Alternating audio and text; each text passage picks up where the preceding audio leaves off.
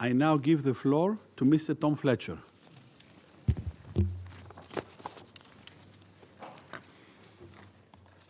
Mr. President, members of the Council, briefing you again on this subject is a grim undertaking. Before starting, I ask you to reflect for a moment on what action we will tell future generations we each took to stop the 21st century atrocity to which we bear daily witness in Gaza. It is a question we will hear, sometimes incredulous, sometimes furious, but always there for the rest of our lives. We will surely all claim to have been against it.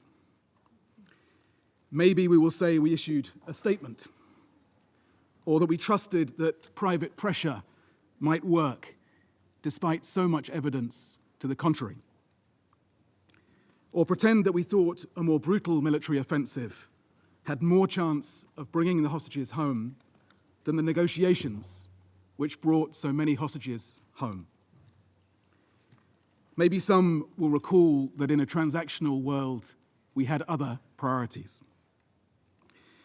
Or maybe we will use those empty words, we did all we could.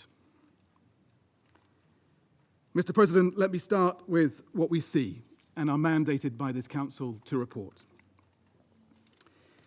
Israel is deliberately and unashamedly imposing inhumane conditions on civilians in the occupied Palestinian territory. For more than 10 weeks, nothing has entered Gaza, no food, medicine, water, or tents. Hundreds of thousands of Palestinians have again been forcibly displaced and confined into ever-shrinking spaces, as 70% of Gaza's territory is either within Israeli militarized zones or under displacement orders. As my colleague from the FAO will explain, every single one of the 2.1 million Palestinians in the Gaza Strip face the risk of famine. 1 in 5 face starvation. Despite the fact that you have funded the food that could save them. The few hospitals that have somehow survived bombardment are overwhelmed. The medics who have somehow survived drone and sniper attacks cannot keep up with the trauma and the spread of disease. Even today, the European Gaza hospital in Khan Yunis was bombed again, with even more civilian casualties reported. I can tell you from having visited what's left of Gaza's medical system that death on this scale has a sound and a smell that does not leave you. As one hospital worker described it, children scream as we peel burnt fabric from their skin. And yet we hear that we did all we could. Mr. President, our response as humanitarians is to make a single ask of the Council. Let us work. The UN and our partners are desperate to resume humanitarian aid at scale across Gaza in line with the fundamental principles of humanity, impartiality, independence, and neutrality. We have a plan. We have shown we can deliver with tens of thousands of trucks reaching civilians during the ceasefire. We have life-saving supplies ready now at the borders. We can save hundreds of thousands of survivors. We have rigorous mechanisms to ensure our aid gets to civilians and not to Hamas. But Israel denies us access, placing the objective of depopulating Gaza before the lives of civilians. It is bad enough that the blockade continues. How do you react when Israeli ministers boast of it?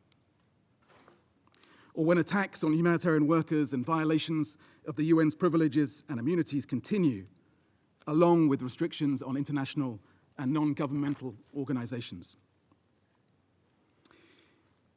Mr. President, this Council has adopted resolutions that demand all parties to the conflict comply with international humanitarian law and protection of civilians, including humanitarian personnel. A reminder that Israel also has clear obligations under international humanitarian law. It must treat civilians humanely, with respect for their inherent human dignity. It must not forcibly transfer, deport, or displace the civilian population of an occupied territory. As the occupying power, it must agree to aid and facilitate it. So for anyone still pretending to be in any doubt, the Israeli-designed distribution modality is not the answer. It practically excludes many, including people with disabilities, women, children, the elderly, the wounded. It forces further displacement. It exposes thousands of people to harm. It sets an unacceptable precedent for aid delivery, not just in the OPT, but around the world. It restricts aid to only one part of Gaza, while leaving other dire needs unmet. It makes aid conditional on political and military aims. It makes starvation a bargaining chip. It is a cynical sideshow, a deliberate distraction, a fig leaf for further violence and displacement.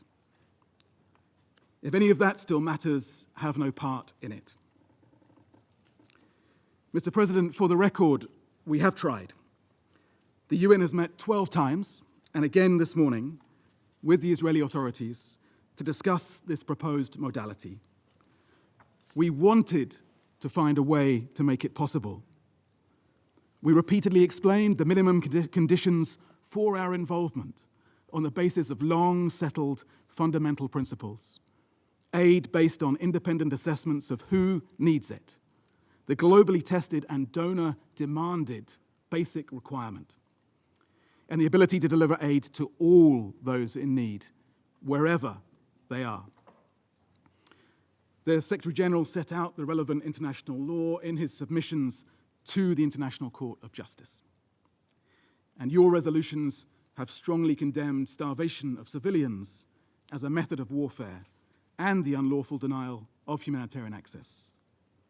Resolution 2417 demands the Council's full attention to widespread conflict-induced food insecurity.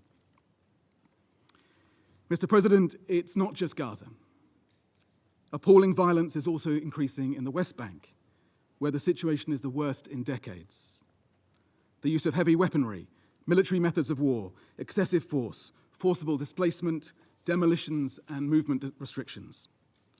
Ongoing illegal settlement expansion. Entire communities destroyed, refugee camps depopulated. Settlements expanding, and settler violence continuing at alarming levels. Sometimes with the support of Israeli forces. Recently, settlers abducted a 13-year-old girl and her 3-year-old brother. They were found tied to a tree. Do we also say to them that we did all we could?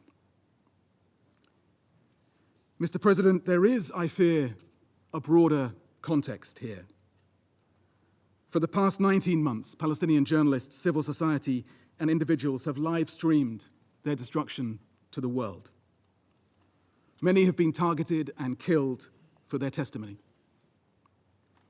And during this time, international aid workers have been the only international civilian presence in Gaza, watching and reporting the unfolding horror. We are your eyes and your ears. And be in no doubt that we feel the weight of that responsibility, to you, to the communities we serve, and to the world.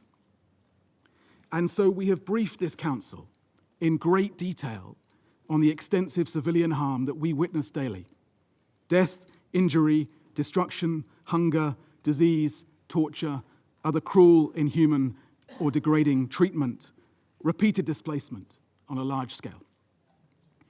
We have described the deliberate obstruction of aid operations and the systematic dismantling of Palestinian life and that which sustains it in Gaza. So you have that information. And now the ICJ is considering whether a genocide is taking place in Gaza. It will weigh the testimony that we have shared, but it will be too late. Recognizing the urgency, the ICJ has indicated clear provisional measures that must be implemented now, yet they have not.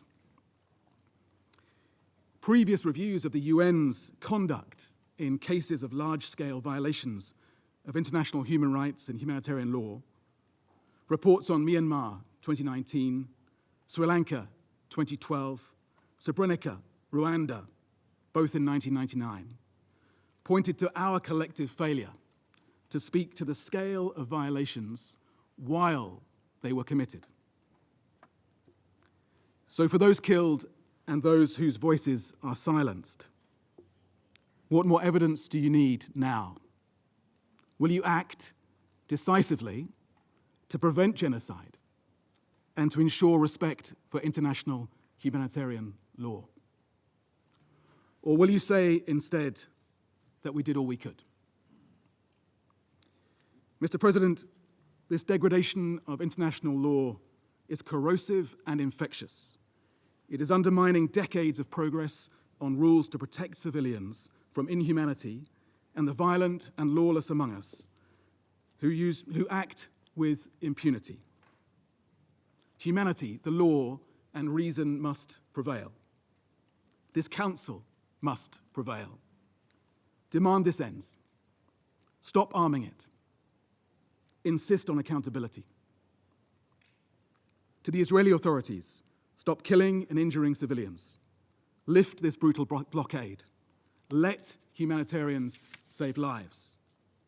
To Hamas and other armed Palestinian groups, release all hostages immediately and unconditionally.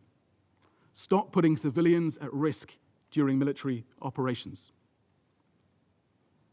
And for those who will not survive what we fear is coming, in plain sight, it will be no consolation to know that future generations will hold us in this chamber to account. But they will. And if we have not seriously done all we could, then we should fear that judgment. Thank you. I thank Mr. Fletcher for his briefing.